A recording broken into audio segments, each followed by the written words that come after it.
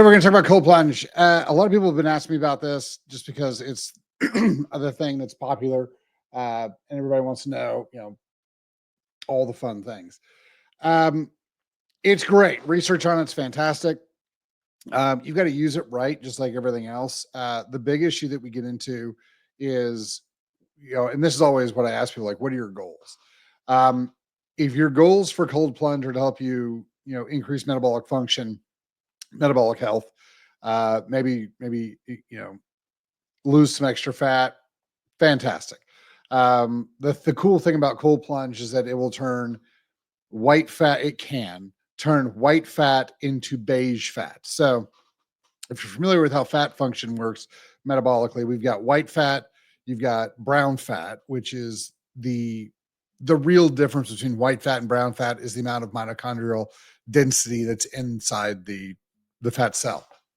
Um, Brown fat actually requires more functional energy to survive, and so it ends up your body has to create more ATP to keep it functioning, and burn more fat or sugar to maintain its function.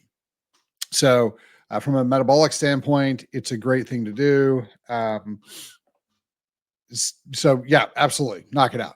From a I have a lot of lifters and got a lot of guys who are trying to gain muscle mass and that type of thing. You can use cold plunge to aid in that process. Do not do it after you work out. That inflammatory response of you're sore and your muscles are full of blood and all that fun jazz right after you work out, that pump, you need to maintain that as long as your body will allow you to. Do not decrease that inflammation. That inflammation is part of the healing process that makes your muscles bigger, stronger, and healthier. So you want to maintain that in its proper position, in its proper place. So you want to be fed, you want to have your sleep, all the things, and then it'll start to regenerate and heal properly. The other thing that I usually will tell people to do on cold plunge is try not to make it part of your routine. Try to move it around in your day. One of the reasons for that is because the main function that you're trying to get from the cold plunge is the shock effect. If you do it the same time every single day, like a lot of people do, it's, wake up, go to the bathroom, go cold plunge for, 5 minutes and you do everything else. The issue you run into is that you start to lose some of that shock effect. Your body gets used to it.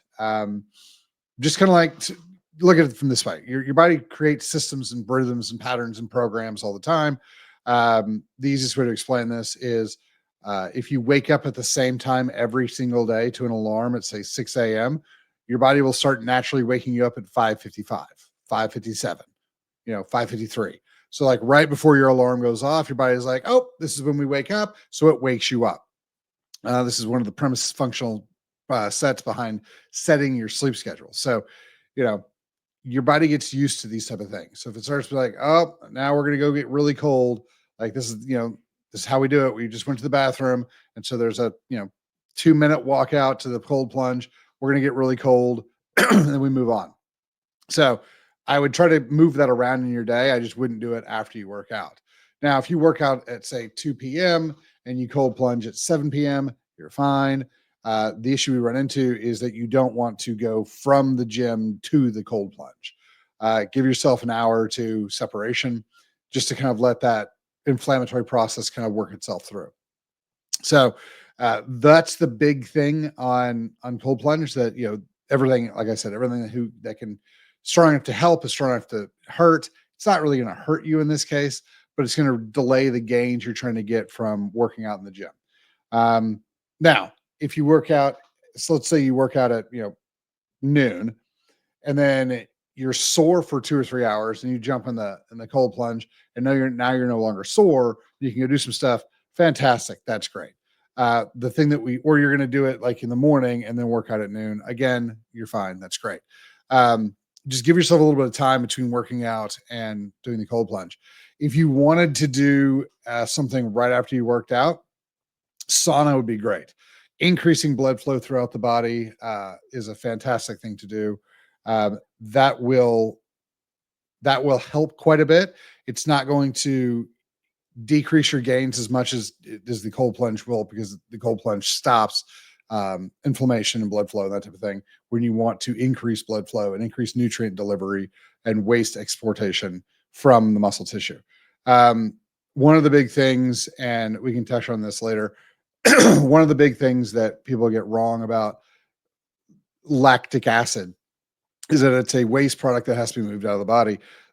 Your body uses lactate or lactic acid, the offshoot of glycogen of glucose breakdown, which is lactate, which is what the muscles are excreting. Your body uses that through a system called the Cori cycle to regenerate more glucose for the body. It recycles the lactate into glucose, which is a fairly simple biochemical process. Your body also does this with all the sugar that your blood uses. So the way your blood actually works, your blood has to run on glucose. So it brings in the glucose, breaks it into lactate, 2 ATP are released, and then your blood excretes the lactate back into the system. The system picks it up and goes through the Cori cycle with it, reforming the glucose to continue on the cycle. So Cori cycle is bigger than that, but that's now the gist of the Cori cycle. You don't want to break that process down. You don't want to stop that process. So again, I wouldn't really cold plunge right after you work out. You want to do it throughout the day, fantastic.